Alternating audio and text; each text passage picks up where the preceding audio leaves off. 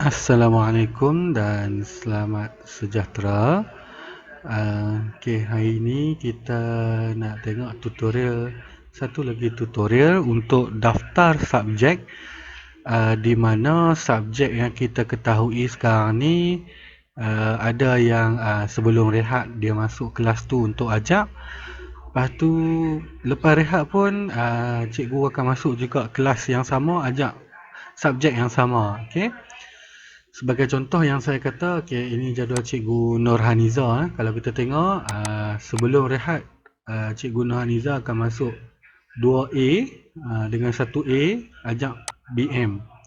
Okey, 1C, sorry 1A pula. 1C BM, 2A pun BM.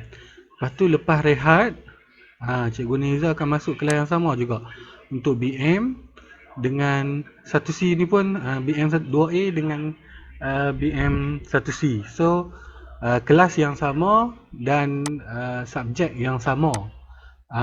Banyak macam tu kan sekarang ni kan, sebab kita dah menggunakan jadual anjal. Okey, contoh macam hari Selasa pun macam tu juga. Okey. Okey, mula-mula sekali kita macam biasalah. Kita login masuk ke dalam akaun kita dulu.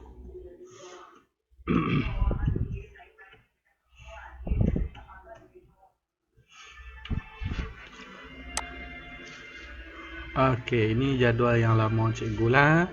Okey, jadual yang lama cikgu masih ada. Jadi sebelum kita nak daftar jadual baru tu, jadi cikgu perlu tutup dahulu jadual.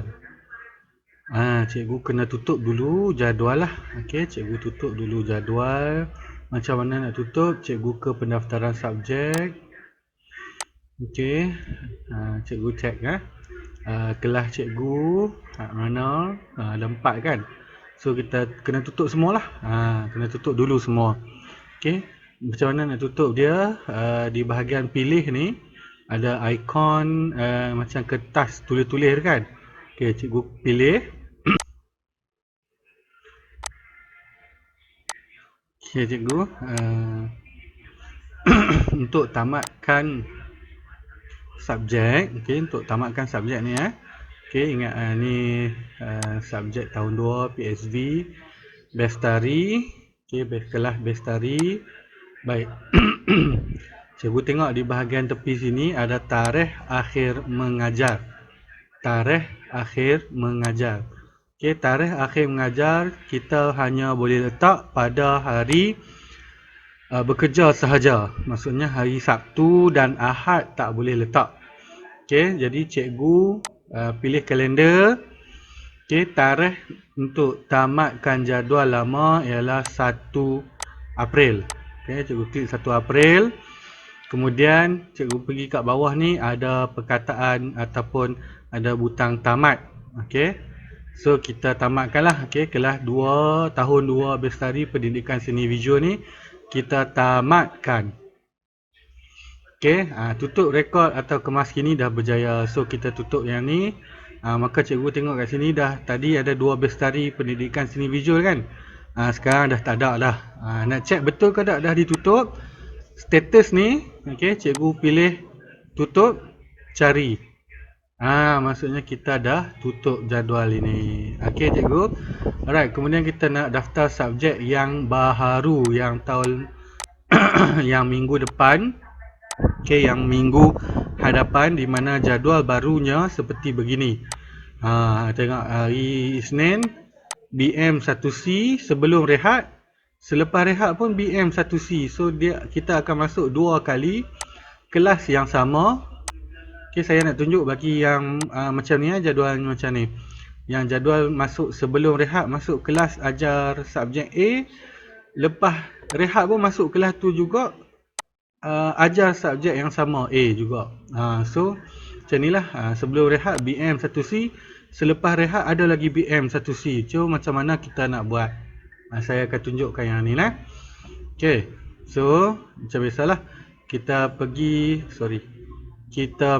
dekat daftar subjek. Tambah baru. Tambah baru. So kita pilih lah tadi 1C kan. 1C ya. 1C pukul 1. Okey, 1C pukul 1. Okey.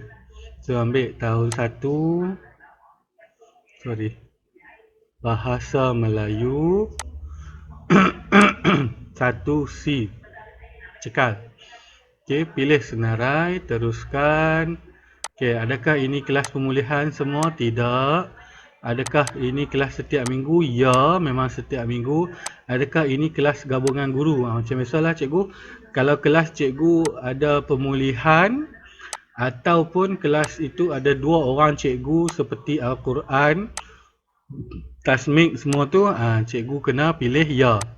Okey, kena pilih ya. Kalau tak, tidaklah. Okay, macam ni tahun 1 BM tak ada lagi pemulihan. So, kelas gabungan guru tidaklah. Jadual bertindih tidak. Okey, tarikh mula. Alright, tarikh mula sila tukar kepada 4 April. Okey, 4 April. Tarikh mula 4 April. Okey. So, cikgu masuk hari Isnin 2 kali kan? Okey, bila dah jadi macam ni, dia maksudnya dia dah ada 2 bahagian. Okey cikgu, ada 2 bahagian. Bahagian yang pertama dan bahagian yang kedua. Okey, 2 bahagian So, kita kena isilah. Bahagian pertama kena isi, bahagian kedua pun kita kena isi. So, hari Isnin, contoh hari Isnin, kita klik, kita masuk pukul 1 tadi kan? Pukul 1 petang. Selama 60 minit 2 waktu. Okey. Ni ni waktu pertama, bahagian pertama. Kemudian cikgu masuk pula untuk bahagian kedua. Okey, bahagian kedua di bawah ni lah. Okey, di bawah ni. Okey, so hari yang sama, klik. Pukul berapa kita tengok? Pukul berapa ni? Waktu ke-9. 1 sampai 2, 2 sampai 4.